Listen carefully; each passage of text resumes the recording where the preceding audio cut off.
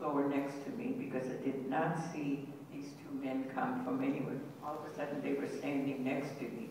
Their name tags turned around and identified themselves. We're security, and come with us. And I asked, I said, what are your names? And they remained silent. And I had some stuff I was going to take on the plane with me, sitting on the floor, so I bent down to pick it up. Nope, don't touch it. We will carry it. And I knew there's a problem, and I was trying to calm myself and also try to make light of the situation. And so I said, oh, I thought you said you were security. You are actually porters. They did not respond. I was taken to a very large room in the airport, which I found out later was the police station, the Israeli police station. In that room was a small cubicle with a curtain in front of it that didn't really quite cover the entrance to that cubicle. And I was told to go in that cubicle, and a young woman, maybe 22, 23, patted me down and wanted me. And then she said, get undressed. And I said, you have no right to ask me to do this. I want an attorney. She said, yes, you can have an attorney. But until you get one, you're going to be held in the detention center here at the airport. Now, how? I didn't have an attorney. How was I going to get one? They took my cell phone. I had no way of communicating with anyone. And what's happening to Diane is the same thing happening to her, or maybe even worse, or maybe she's already on the plane. I don't know. And so I decided, maybe I'm the one who's going to get out, and if Diane is in trouble, perhaps I can help her. And so I said, okay, I'll get undressed. But why are you asking me to do this? And she said, because you're a terrorist, because you're a security risk. Maybe I should have warned you earlier that you're in the room with the terrorist. If you want to leave, you're and then after I was undressed, she asked me to bend down, and I asked why. She said, because I have to do a cavity search, back and front. I was never, ever so angry. And after I came back to St. Louis, I got some counseling because I needed to rechannel that anger into a positive direction. And when I was on the plane after all this happened at the airport, coming back to St. Louis, I was trying to get rid of some of this anger. And there are magazines in the pocket in front of you, of the seat in front of you. I took out every magazine, and on every page I wrote, I will never ever come back again. And sometimes I pressed so hard I tore the paper. And I was done with the magazines in front of me. I wrote in all the pages of the magazines in front of Diane. And even though I wrote, I will never ever come back, less than 6 months later, in June of 2004, I was back for the second time. And as I told you, there was a third, a fourth, and a fifth time. And maybe now I should close and give you an opportunity to ask questions or make comments. And there's no question that you can't ask. If I don't know the answer, I'm old enough, I don't feel embarrassed to say I don't know, but I'll try and find out. So it's all yours.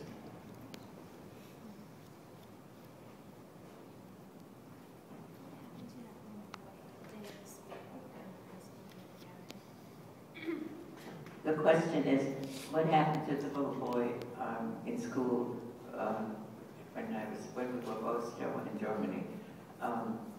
He left Germany to go to France in December of 1938. And his sister and mother followed sometime thereafter. His father had already died many years before. And when the war broke out, at some point they went into hiding. In 1942, they were discovered and sent to Auschwitz and perished there.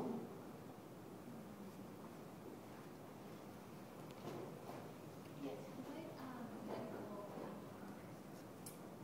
tests did that doctor do for concentration? Not tests, but medical experiments.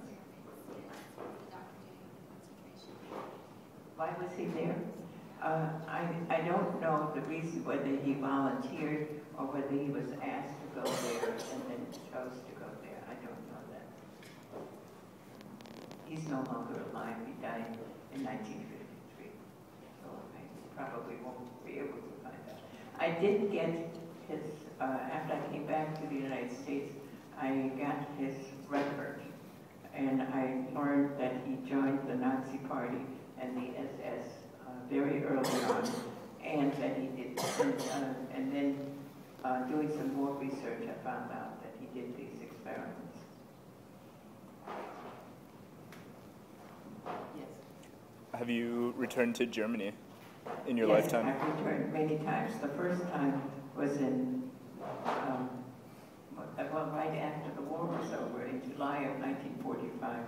I returned to Germany to work for the American government. First, for the U.S. Civil Censorship Division, censoring incoming and outgoing German mail, which was very boring, reading other people's mail. I was supposed to look for codes. I mean, you know, maybe Grandma, maybe that it's the letter said, Grandma's coming to visit next Sunday. Well, maybe she really did, or maybe that was a code. And then I had a contract for 1 year and wanted to remain in Germany longer. And so but not doing this work anymore. And so I applied got a job working for the Nuremberg trials. And I was assigned to the case of the Nazi doctors who performed medical experiments for concentration camp inmates. But since then, I've been back many times. Have I come in contact with people who've denied the Holocaust? Not personally, no. But I know there are such people.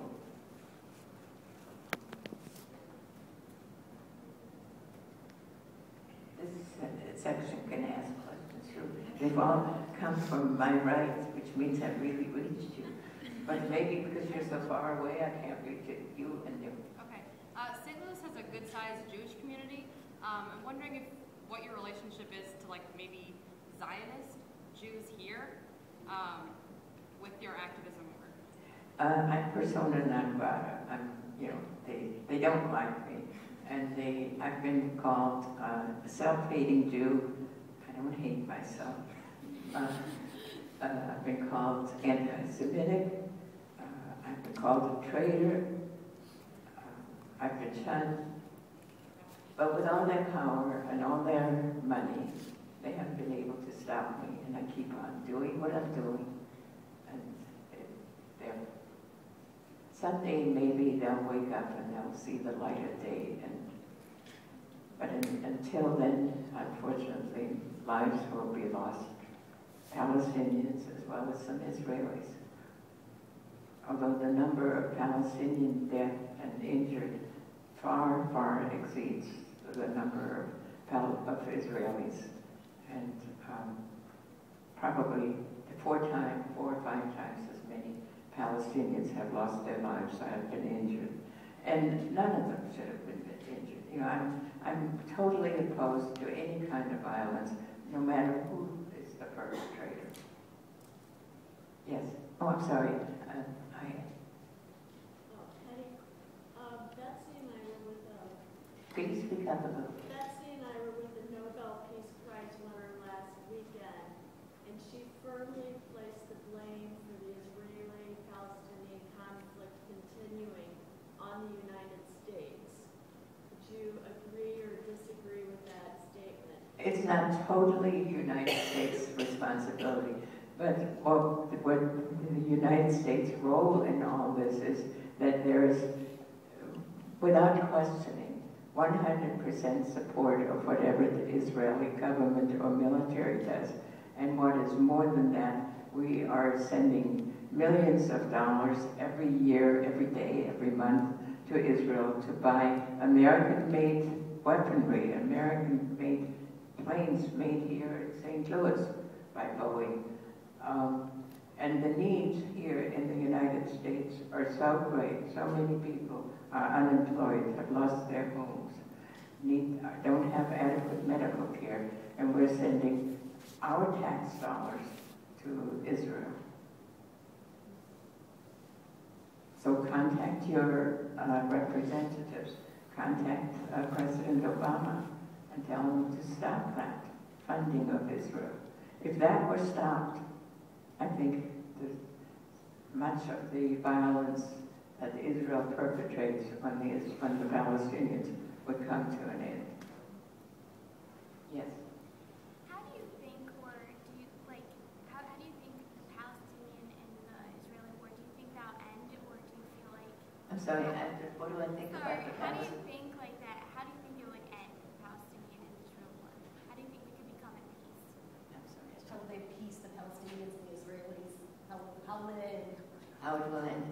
I hope peacefully and soon, so that they can all live in peace and harmony with each other. Because that's really all that people want. I mean, that's all that you want. You don't want to be living under constant attack. And that's what happens in Palestine, in the West Bank, and to some degree also in Israel. Yes. Have you ever been to Palestinian refugee communities outside of Gaza or outside of the West Bank? No, I've only been in refugee camps in the West Bank. Okay. And Gaza I haven't been yet. Right. And you said your father was anti-Zionist. Not only my father, my mother. And your mother. So you heard these conversations. Did they foresee what was going to happen, or did they explain why they were anti-Zionist? No, I don't think they could foresee what would happen. You know, unfortunately, children don't ask the right questions sometimes. And my parents were anti-Zionists, and so I was an anti-Zionist. And I remember going to my grandmother and saying, "Grandma, I'm an anti-Zionist." She said, "Don't say that."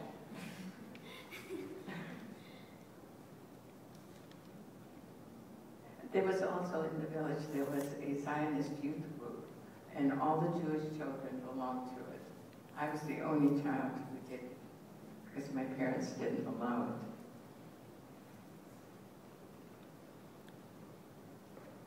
Any other questions? The theme for today is acting locally, or something. Wait a minute. Acting locally for the global community. So a lot of the discussion that'll happen later on today is most people in here are high school and college age. And can you maybe give some insight or some resources for what's going on in the St. Louis community that high school and college age students can get plugged into as far as human rights and social justice activism? Okay. Well, to come back to the Israeli-Palestinian situation, there's a group called the Palestine Solidarity Committee, and we meet the second and fourth Sunday of every month at the World Community Center, which is at 438 North Skinker, and we meet at 1 o'clock, and it's open. The meeting is open to anyone. I would highly encourage you to come and join us. So the next meeting would be the second Sunday of this month, which what's today is the 10th of next Sunday, I guess, at 1 o'clock, and it's at 438 North Skinker. That's near Washington University. There's the Peace Economy Project. There's the Veterans for Peace. There's a whole lot of organizations that you can become involved in, that depending on your interest. There's an environmental group.